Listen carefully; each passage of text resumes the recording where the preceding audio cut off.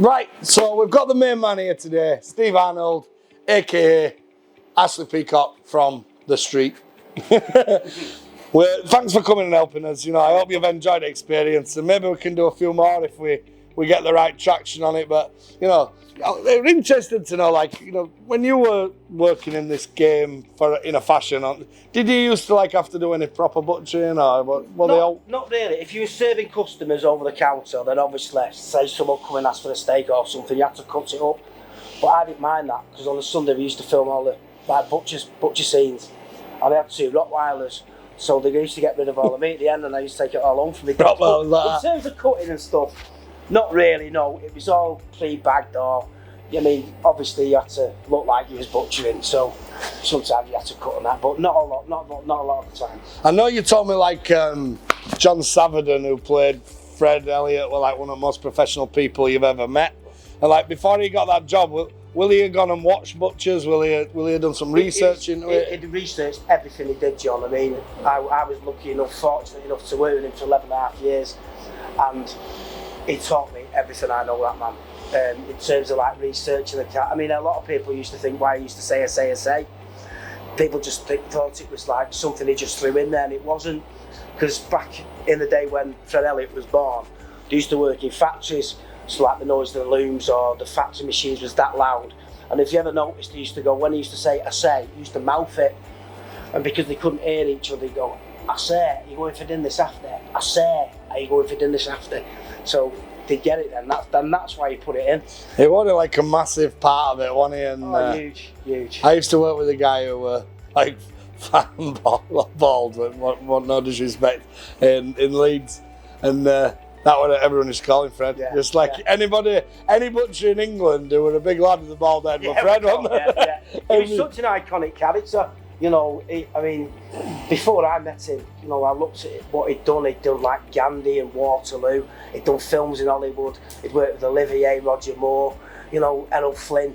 He worked with all these great people, and I got 11 years with him, and I got educated for 11 years off the best, I thought. Brilliant. Who else did you really used to get on with? Who like I've got on with everybody. Got on with everybody really. I think if you're working, you know, you're doing the job that you love doing, you're getting paid well for it. So you go in, you enjoy it, and you're getting good storylines, you're getting comedy as well as serious storylines. Everyone I got on with, really, yeah. I love doing job, I just don't get well paid for it. No.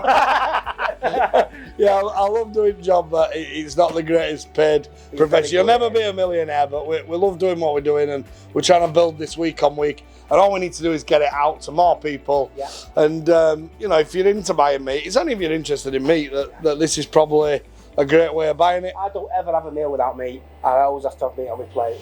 I'm just a meat lover, I love it. Well, I love any kind of meat, I really do. You got a new mate in that game now, yeah. You know? So, when you're on about Fred saying, like, I say, and all that, you know, Ashley and all that, why were you so high pitched then? What were you thinking? I think I had to compensate for him being so loud. I mean, when I first joined the street, I was only his apprentice, and then we found out it was his uncle, then it was his dad. And there was an old director called Brian Mills. He said, what can you do with a part? So I watched footage of John. I said, well, you've got this big booming character, Fred. So I was his apprentice, he was 16. So he was small, and, you know, so I said, I'll make him weak as possible. So you got this big booming character and this little one. He said, well, what would you do? I said, I'll talk a bit, you know, a bit soft. And obviously I did it for a couple of eps, and it stuck. And so that was it. Truthfully, in the height of your fame, when you're on telly every other night a week, blah, blah, blah, blah, does it get on your nerves a little bit when you're out and they're going, Ashley and Uncle Fred? You must get a bit. You do get it, but the thing is, it comes with a job, and you have to expect that. You know, a lot of people watch that programme. It's a fantastic programme. It's still doing well today. No. Just always be polite to people, and you know, people are coming over to see how you are and asking about stuff. They're just interested in your life, and there's nothing wrong with that, really. Coronation Street, my mother absolutely. I have her brought up on it. We've force fed it. Yeah, I was. We had bus every Sunday at my nana's. Yeah. You weren't allowed to miss one. It didn't matter what you were on. No. Watching rugby or something like that, Mum would just come in and turn it straight off. We only had one telly in our house, so that's all there is to it. So, what are you doing with yourself today? What is this, apart from helping me? Yeah, I've just finished Abigail's Party. I've done, what else have I done? I've been doing a play called Doing the Dead, and then I go on tour again with Abigail's Party next week. And then after that, I'm doing a new show called, which is touring to about 30 theatres, called Doing the Magic. So basically we started, there's 4 of them, 4 plays. One was called Doing Shakespeare, one was called Doing Who Done It.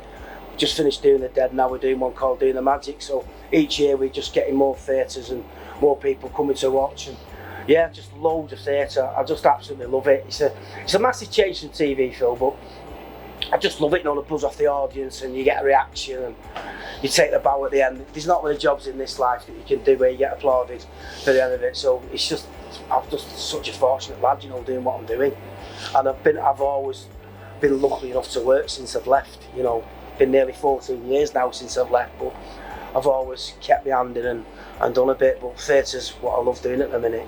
Do you do Christmas time? Is it panto season? Always panto, yeah. Back in Heywood this year, doing one there. I've done that a couple of times, and then I do an Easter one at the Brindley and Runcorn.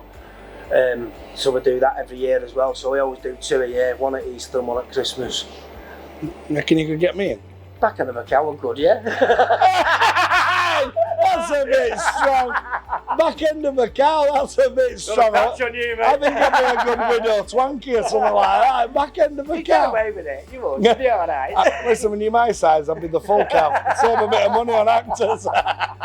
But if I can't get a job, what about some tickets? Can I come and watch you? Get me up. I want backstage and everything. No, I want that. You can even get in the cow if you want. Have you seen Pretty Woman when he gets in box? I want that one with family. Right there, just We'll get you in, mate. And I don't want to pay a penny for it. You know I'm from Yorkshire, don't you? No problem. You know, with the Tories for being a bit tight like that. Put the pressure on a string.